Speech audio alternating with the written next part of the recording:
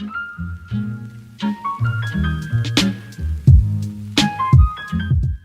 everyone, my name is Maya Swaby and I am an information systems major.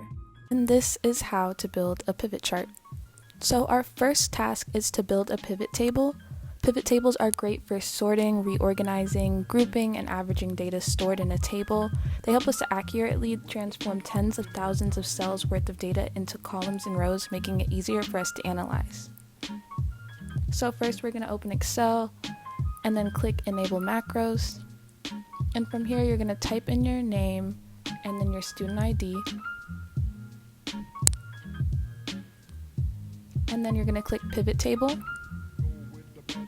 And as you can see, we have a lot of data, over 80,000 cells worth. And so what we're going to do is just compile it to make it a little bit easier and a little bit more manageable. So first we're going to go ahead and click the Insert ribbon. And then press Pivot Table. And from here we are going to select cell A. And it's going to highlight all of the data in cell A.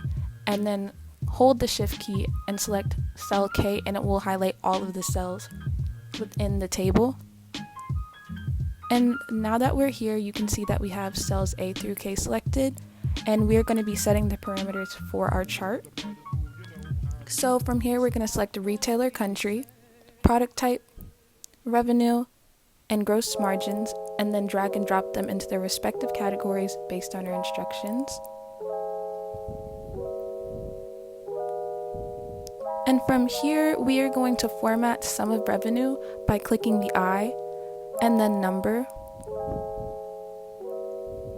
And then click number one more time so we can change the decimal places to 0 and select the Use 1000 separator. And now we are just going to double check our sum of gross margins to ensure that there are in fact 2 decimal places. And since there are, we can exit out and task 1 is now complete.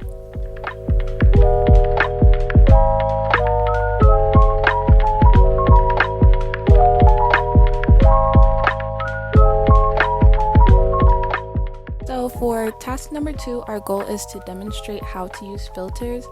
Filters help us hide data that we're not using in that moment to help us focus on specific categories that are important for our data analysis. As you can see, we have a whole bunch of data that we don't actually need, and we just need specifically Australia and Japan. So we're going to go down and click the drop down of the columns label.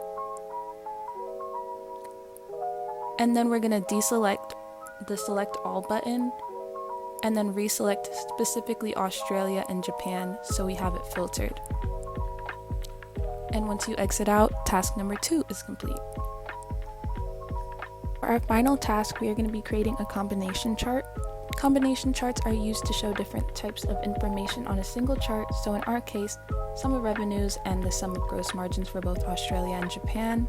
So first we're going to select all of the data on our chart, click Insert, and then we're going to go and click the graph with both the bar graph and the line graph on it, and expand that to make it easier to see.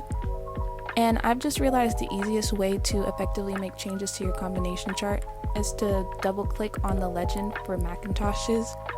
And now I'm going to select the yellowed line on the chart and change it to primary axis, and repeat this for the gray line as well. Then click the orange bar and switch it to secondary axis, and repeat this for the blue line. And then finally, I like to go back to the yellow line, click the paint bucket, find the word marker, click the marker option, and then select automatic.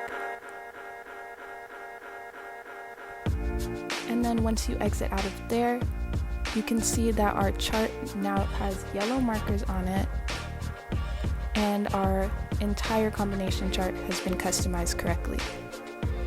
And that's it.